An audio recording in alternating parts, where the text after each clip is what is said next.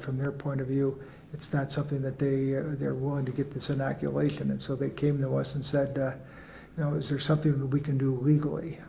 And we talked about it. We took a look at how the regulation was adopted, and we decided that there's a couple approaches to be taken. The first one we've taken was today in Albany County, where we took a look at the fact that this was adopted on what they call an emergency basis, after the state had already indicated that we're no longer in a state of emergency.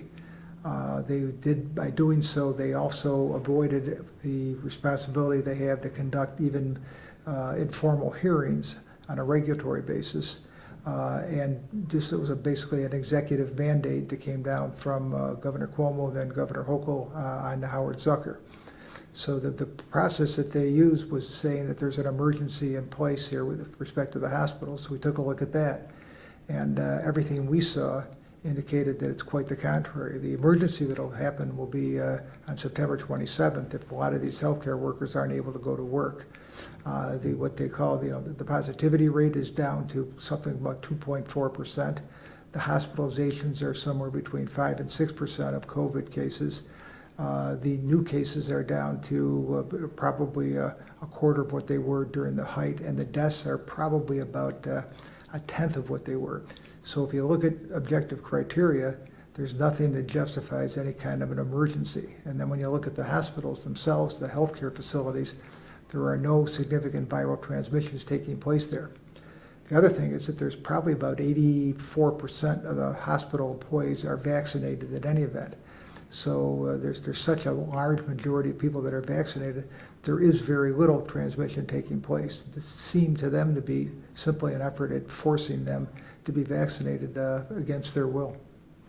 So then talk to us about the outcome today. If that was your biggest argument, as I assume it was, the fact that this was made under an emergency mandate when the state was no longer in a state of emergency, if that was your main argument, how did things go today in court? Things went, I would say, somewhere middling today. The court indicated that we're going to be arguing the preliminary injunction next Friday in a week. We asked for what they call a TRO today, saying that, Judge, you should maintain the status quo for the next week. Let's not put the healthcare system in jeopardy here by having literally thousands of workers. There's 450,000 healthcare workers in the state at least.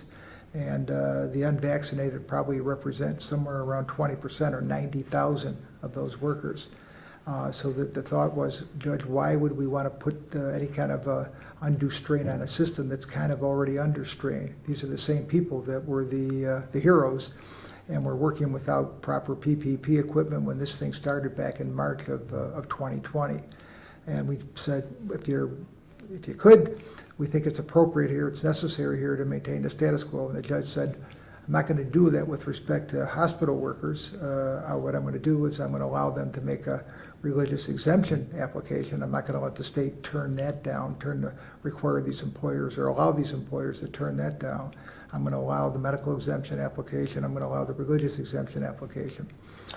But the judge also indicated that with respect to court employees, there was another action that was brought by the CSCA, that the court employees are able to go to work on Monday without the health care mandate being imposed upon them based upon, I guess, a union argument.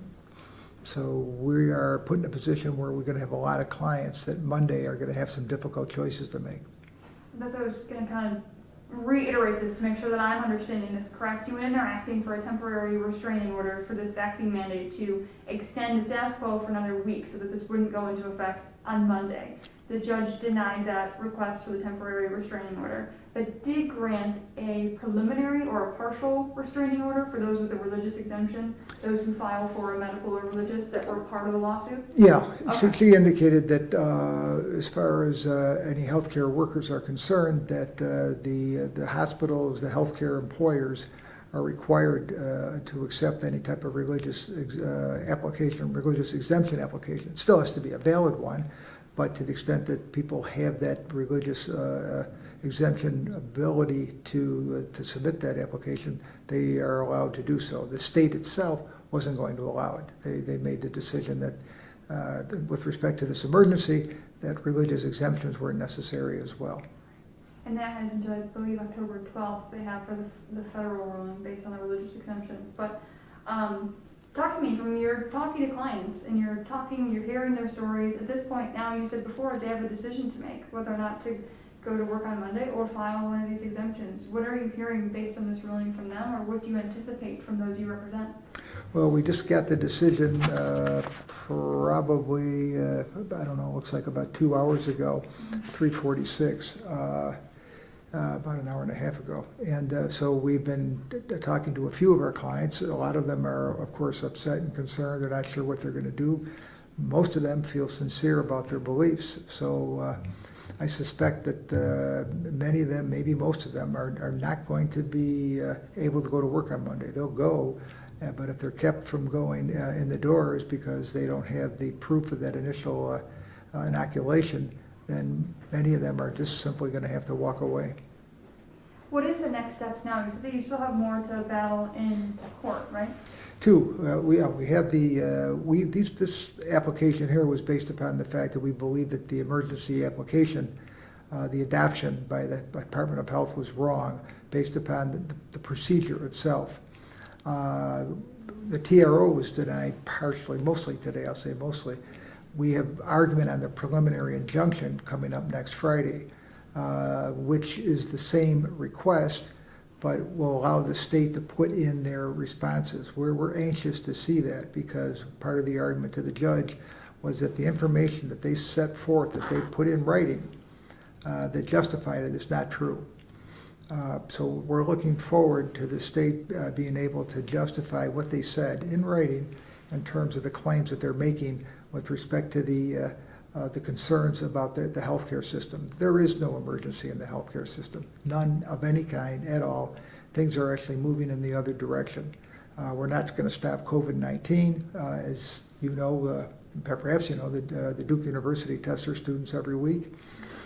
And you know, they tested 360 earlier this week, and about 352 or thereabouts were vaccinated. These were all 360 that had the virus.